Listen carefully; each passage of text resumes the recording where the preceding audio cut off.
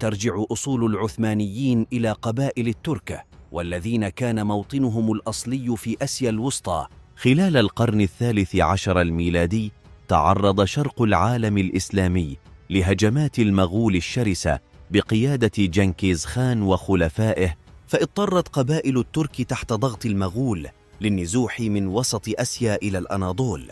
وكان من ضمن تلك القبائل التي نزحت إلى الأناضول هي قبيلة قاي، والتي تمكن زعيمها أرطغرل من الاتصال بالسلطان علاء الدين سلطان السلاجقة في الأناضول والنزول في خدمته. وساعد أرطغرل السلطان علاء الدين في حروبه ضد المغول، لذلك أعطى السلطان لأرطغرل إمارة صغيرة كانت أقرب الإمارات إلى الإمبراطورية البيزنطية. خلف أرطغرل ابنه عثمان الذي استقل بحكم الإمارة وضم لها أجزاء واسعة من أراضي السلاجقة. وهكذا نشأت الدولة العثمانية مع أوائل القرن الرابع عشر. كانت الإمارة التي يحكمها عثمان هي أقرب الإمارات للإمبراطورية البيزنطية، والتي كانت في عداء وصراع مع دولة السلاجقة من زمن بعيد. في تلك الفترة كانت الإمبراطورية البيزنطية ضعيفة، فاستغل عثمان ذلك وبدأ في غزو الأراضي البيزنطية وتوسيع حدود إمارته على حساب الأراضي البيزنطية. وبعد عثمان تولى الحكم ابنه أورخان الذي قام بتوسيع الإمارة واستولى على كثير من الأراضي التابعة للسلاجقة في الأناضول، وأكمل فتوحاته وعبر مضيق الدردنيل وواصل الزحف إلى مقدونيا، لكنه وقف عند هذا الحد ولم يكمل السير إلى أوروبا.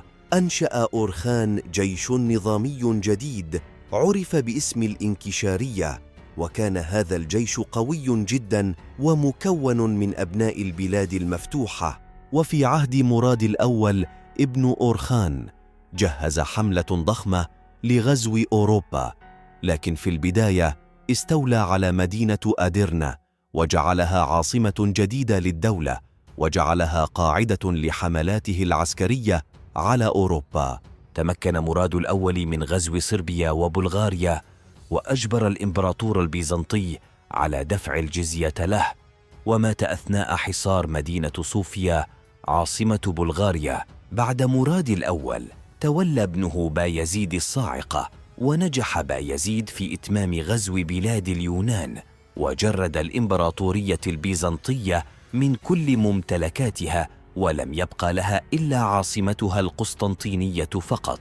وبسبب الانتصارات السريعة والمبهرة للعثمانيين في أوروبا، كونت ممالك أوروبا جيش ضخم بقيادة ملك المجر، لكن تمكن بايزيد من هزيمة الجيش الأوروبي في معركة عظيمة هي معركة نيقوبوليس. لكن توقف بايزيد فجأة عن فتوحاته في أوروبا بسبب خطر هجوم القائد الأوزبكي تيمور لانك على شرق الأراضي العثمانية. اضطر بايزيد لسحب قواته من الغرب واتجه للشرق لقتال جيوش تيمور لانك، لكن انهزم العثمانيون هزيمة نكراء في معركة أنقرة، وقام تيمور لانك بأسر السلطان بايزيد وظل في السجن حتى مات. بعد ذلك تراجع تيمور لانك من الأراضي العثمانية، وترك الدولة العثمانية منهارة ومنقسمة من الداخل، وظلت الاضطرابات والفوضى في الدولة العثمانية لحوالي 10 سنوات حتى مجيء السلطان محمد الأول. ويعتبر السلطان محمد الأول وابنه مراد الثاني هما من أعادا إحياء الدولة العثمانية لترجع لسابق عهدها وقوتها. تمكن مراد الثاني من استعادة الأراضي التي فقدها العثمانيون في الأناضول وأوروبا، وأيضا تمكن من هزيمة تحالف أوروبي ضخم من المجريين والبولنديين والصرب والبيزنطيين بقيادة ملك المجر في لادسلاق وصدهم حتى نهر الدانوب. ترك مراد الثاني لابنه محمد الثاني دولة قوية ومتماسكة وجيش قوي ومنظم، والذي تمكن به السلطان محمد الثاني من فتح مدينة القسطنطينية والسيطرة على الإمبراطورية البيزنطية. ويعتبر فتح العثمانيون للقسطنطينية هو واحد من أعظم الإنجازات العسكرية في تاريخ الدولة العثمانية، وواحد من أعظم الأحداث العالمية التي غيرت شكل التاريخ. تلقب السلطان محمد الثاني بعد فتح القسطنطينية بلقب الفاتح، وبعد فتح القسطنطينية زالت الإمبراطورية البيزنطية من الوجود ليحل محلها الدولة العثمانية. وتم تغيير اسم مدينة القسطنطينية لإسلام بول، والتي تعني مدينة الإسلام، والتي تحرفت فيما بعد وأصبحت إسطنبول، واتخذها العثمانيون عاصمة لدولتهم. وتم تحويل كنيسة آيا صوفيا التي كانت أعظم الكنائس الأرثوذكسية في العالم إلى مسجد. كان فتح القسطنطينية واحد من أهم الأحداث التاريخية العالمية، حتى أن كثير من المؤرخين يعتبرون أن ذلك الحدث هو نهاية للعصور الوسطى وبداية لحقبة جديدة في التاريخ الإنساني. وأيضا لم يكتفي محمد الفاتح بهذا النصر، لكنه ضم جميع الأراضي التي كانت تحت حكم السلاجقة في الأناضول وآسيا لسلطته. بعد محمد الفاتح تولى ابنه بايزيد الثاني، والمعروف باسم بايزيد الصوفي، لأنه كان يميل للسلم أكثر من الحرب. وفي عهده بدأت أولى محاولات التنافس بين الدولة العثمانية وبين دولة المماليك في مصر والشام على زعامة العالم الإسلامي. في تلك الفترة كان مقر الخليفة العباسي في القاهرة، وكانت الخلافة العباسية قائمة تحت مظلة حكم سلطنة المماليك، واعتبر السلاطين المماليك أنفسهم زعماء وقادة العالم الإسلامي، وقد اكتسبوا شرعيتهم ومكانتهم في العالم الإسلامي من وجود مقر الخليفة في القاهرة. لكن بعد فتح القسطنطينية أصبح العثمانيون ينافسون المماليك في زعامة العالم الإسلامي، وأول ظهور لذلك كان في عهد السلطان بايزيد الثاني، على الرغم من حالة التحالف التي كانت بين العثمانيين والمماليك في البداية، والتي مكنتهم من دفع خطر البرتغاليين في البحار. وبعد السلطان بايزيد الثاني تولى سليم الأول، وفي عهده ظهر خطر من الشرق هدد الدولة العثمانية، وهو خطر الدولة الصفوية الشيعية في إيران. لكن نجح السلطان سليم الأول من هزيمة الصفويين في معركة جالديران، وأنهى خطرهم على الدولة العثمانية. وفي عهد السلطان سليم الأول أيضا اشتعل الصراع بين العثمانيين والمماليك، بسبب أن سلاطين المماليك كانوا يساعدون الدولة الصفوية ضد العثمانيين. وقام المماليك أيضا بإيواء بعض الأمراء العثمانيين المعارضين للسلطان سليم الأول، إضافة إلى أن حدود الدولتين كانت قد اقتربت جدا من بعضهما، لذلك كان يبدو أن الصدام حتمي بين العثمانيين والمماليك. وفي النهاية تمكن السلطان سليم الأول من هزيمة المماليك في عدة معارك، آخرهم كانت معركة الريدانية التي انتصر فيها على آخر السلاطين المماليك طومان باي وإعدامه، وبذلك سقطت دولة المماليك. ونجح سليم الأول في غزو مصر ودخول القاهرة مع أوائل القرن السادس عشر. بعد سقوط دولة المماليك تنازل الخليفة العباسي المتوكل على الله عن الخلافة للسلطان سليم الأول، ليصبح المتوكل هو آخر خليفة عباسي في التاريخ. وبذلك أصبح السلطان سليم الأول هو أول سلطان من آل عثمان يحصل على لقب خليفة المسلمين في التاريخ، وهو أيضا أول سلطان يجمع بين لقبي السلطنة والخلافة. وبذلك تحولت الخلافة من البيت العباسي إلى البيت العثماني، وتحولت زعامة العالم الإسلامي فعليا إلى العثمانيين. وصلت الدولة العثمانية إلى قمة مجدها وازدهارها في عهد السلطان سليمان القانوني، وهو المعروف في الغرب باسم سليمان الكبير. بعد تثبيت العثمانيين لدعائم حكمهم في الشرق، غزا سليمان القانوني أوروبا، وتمكن من غزو بلغراد عاصمة صربيا، وأيضا استولى على جزيرة رودس، ودخل في حروب طويلة مع المملكة المجرية، ونجح في الانتصار عليها في النهاية في معركة وادي موهاج. بعد ذلك توجه لغزو النمسا، ونجح في الاستيلاء على الأراضي النمساوية، لكنه لم يتمكن من دخول عاصمتها فيينا. وفي تلك الفترة كان يفكر السلطان سليمان القانوني في غزو إيطاليا، لذلك تحالف مع ملك فرنسا فرانسيس الأول، وحقق هذا التحالف نجاحات كثيرة للعثمانيين في غزو إيطاليا، لكن تلك النجاحات لم تكتمل بسبب انسحاب ملك فرنسا من هذا الحلف خوفا من غضب أوروبا الكاثوليكية عليه، لأن إيطاليا كانت مقر الكنيسة الكاثوليكية الموجودة في روما، والتي كانت مقر كرسي البابا.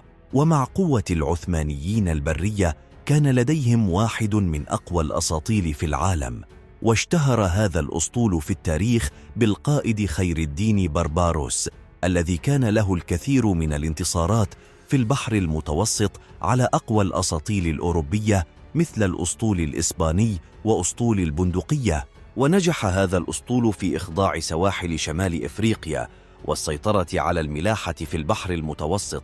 والفترة ما بين القرنين السادس عشر والسابع عشر تسمى بالقرن العثماني العظيم، لأن في تلك الفترة كانت الدولة العثمانية هي واحدة من أعظم القوى العظمى في العالم إن لم تكن الأعظم، وامتدت أراضيها عبر 3 قارات. وكانت الدولة العثمانية واحدة من إمبراطوريات البارود الإسلامية العظمى، إلى جانب سلطنة مغول الهند والدولة الصفوية.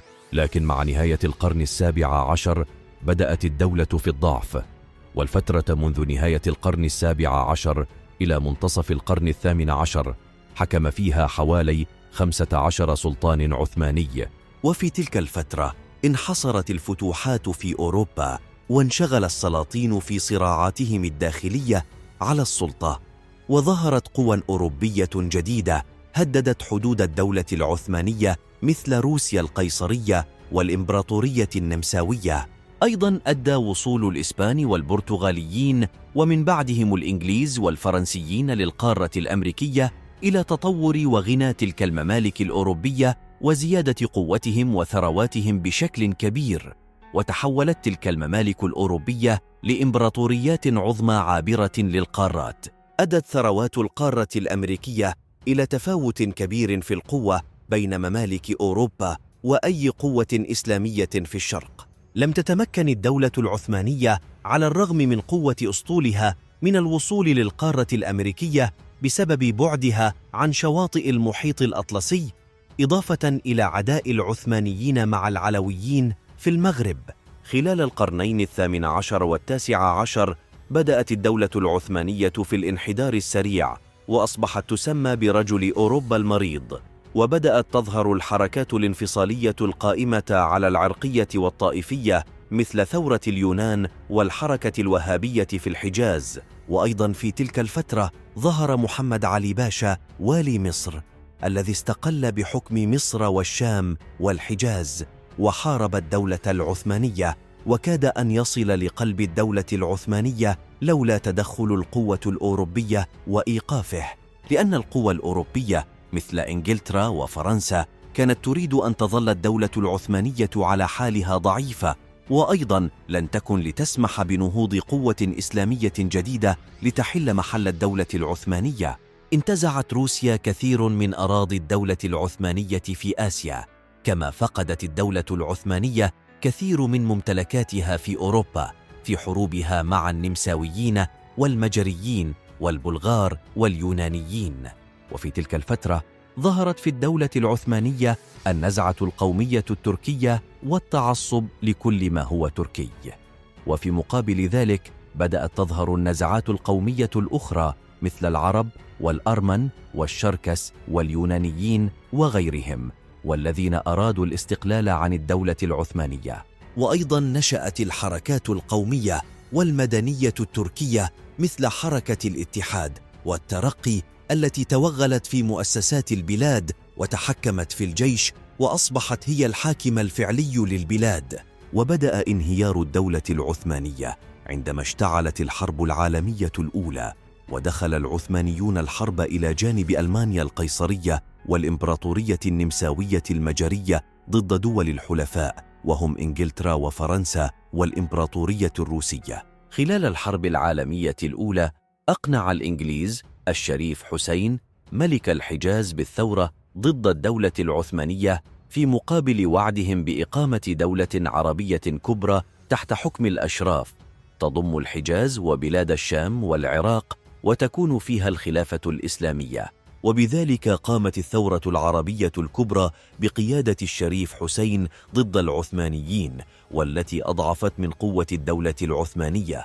وانتهت الحرب العالمية الأولى بهزيمة العثمانيين وبانتصار دول الحلفاء، وهذا أدى إلى غزو ودخول الإنجليز والفرنسيين ومعهم اليونانيين إلى قلب الأراضي العثمانية واحتلالها. وأيضا لم يوفي البريطانيون بوعودهم للعرب في إقامة مملكة عربية كبرى، بل تقسمت مناطق النفوذ في الشرق الأدنى بين بريطانيا وفرنسا بموجب معاهدة سايكس بيكو السرية، إضافة إلى إعطاء البريطانيين ما عرف باسم وعد بولفور، والذي دعم إقامة دولة قومية لليهود في أرض فلسطين. بعد احتلال قلب الأراضي العثمانية، برز قائد الجيش مصطفى كمال أتاتورك، الذي قاد البلاد لتحريرها من اليونانيين وقوات الحلفاء في عام 1922، مما أكسبه شعبية ضخمة وأصبح بطل شعبي للبلاد. وقع أتاتورك على معاهدة لوزان مع قوات الحلفاء، والتي كانت من بنودها التخلي عن جميع الأراضي غير التركية وإلغاء الخلافة الإسلامية ومصادرة أموال الخليفة وعائلته. وفعلا في سنة 1924 أعلن أتاتورك إلغاء الخلافة الإسلامية وطرد الخليفة ومصادرة ممتلكات آل عثمان، ليصبح عبد المجيد الثاني هو آخر خليفة للمسلمين. ومع خلع الخليفة العثماني عبد المجيد الثاني، سقطت رسميا الدولة العثمانية بعد أن دامت لحوالي 6 قرون، وسقطت معها الخلافة الإسلامية، وتم إعلان الجمهورية التركية التي أصبح أتاتورك أول رئيس لها.